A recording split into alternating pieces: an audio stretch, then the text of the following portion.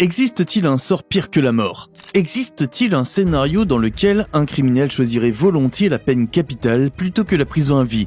Eh bien, aussi surréaliste que cela puisse paraître, il existe des prisons dans ce monde qui font de la peine de mort une sentence clémente.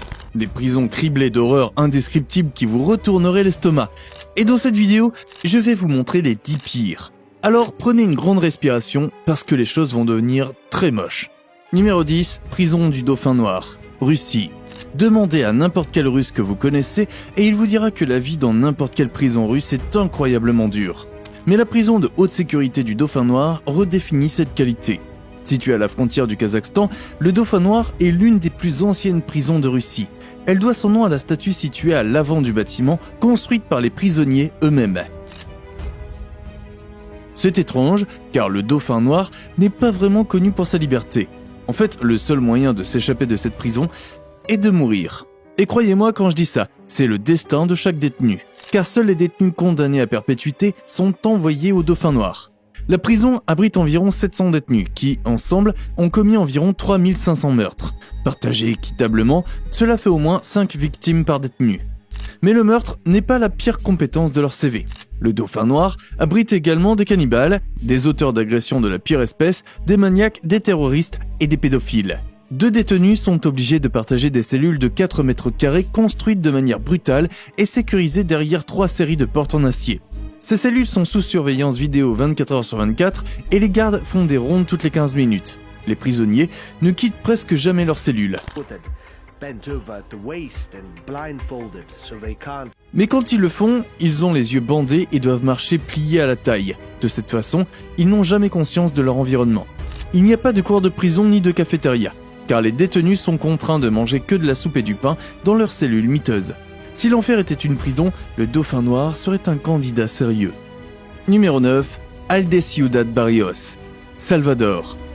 Maintenant, qu'est-ce qui pourrait être pire que l'enfer? Je suis heureux que vous vous posiez la question. Permettez-moi de vous présenter Aldeciudad, la prison la plus dangereuse de tout le Salvador. La raison pour laquelle elle est si dangereuse est qu'elle abrite 2 des gangs les plus notoires du monde, le MS-13 et le gang Barrio 18. Okay, this is the sector 2.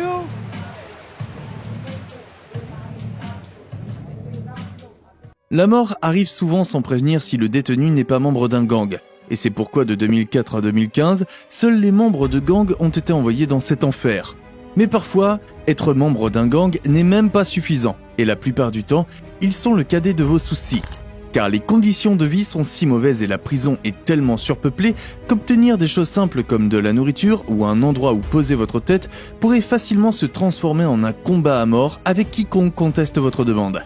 La réputation de la prison en matière d'anarchie et de violence est si réelle que les gardiens de prison sont terrifiés à l'idée d'entrer dans la prison.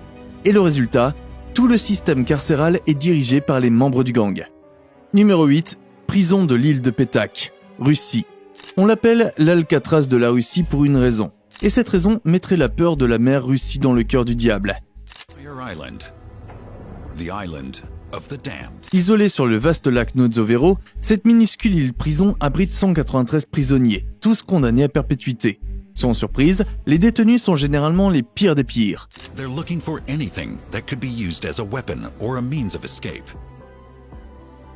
Et chacun d'entre eux est maintenu dans une petite cellule de 2 hommes pendant 23 heures chaque jour. S'échapper est impossible, parce que les détenus ne sont même pas autorisés à sortir de leur cellule pour quelque raison que ce soit.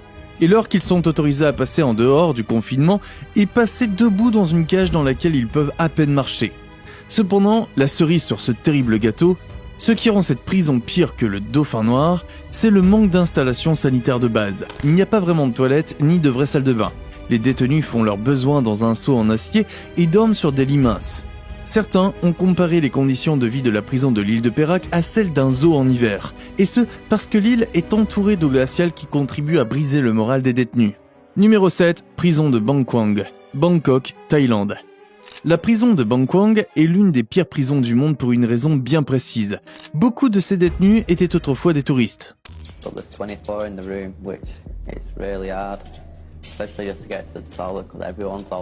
Et parce que la prison est surpeuplée, because of a government crackdown on drug trafficking. Ces touristes délinquants doivent s'entasser dans le même espace que les prisonniers du couloir de la mort. Et les infractions qui peuvent vous faire entrer à Bangkwang sont souvent très banales.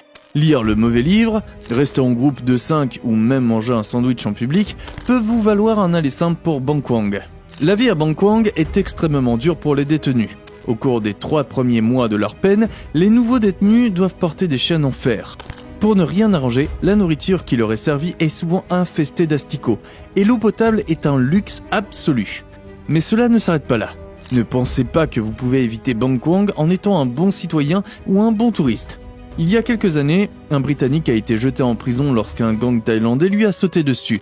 Et même s'il a perdu un œil et subi des blessures, il a dû purger une peine à Bangkwang pour s'être défendu. Numéro 6, prison centrale de Gitarama, Rwanda. La superposition est un dénominateur commun à la plupart des prisons de cette liste, mais aucune prison n'est aussi mal en point que la prison centrale de Gitarama au Rwanda.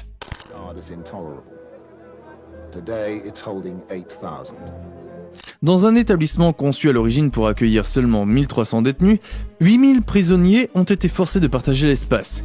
Dans la plupart des cas, trouver un endroit pour s'allonger sur le sol est un véritable luxe. Et de nombreux détenus sont obligés de rester debout toute la journée ou de négocier avec ceux qui revendiquent des portions du sol. Et ce n'est pas comme si le sol en question était un beau terrain. Il est humide et plus souvent qu'autrement rempli d'excréments. Sans surprise, cela a conduit à des problèmes plus... Quel est le mot déjà ? Disons complexes. De nombreux prisonniers sont carrément morts de maladie et de suffocation. Et si vous vous blessiez par erreur au pied, la gangrène s'installe et vous devriez soit la couper vous-même, soit risquer la mort, soit le voir se détacher de votre corps. Mais il y a pire. Il y a plusieurs cas de détenus se nourrissant les uns des autres par faim.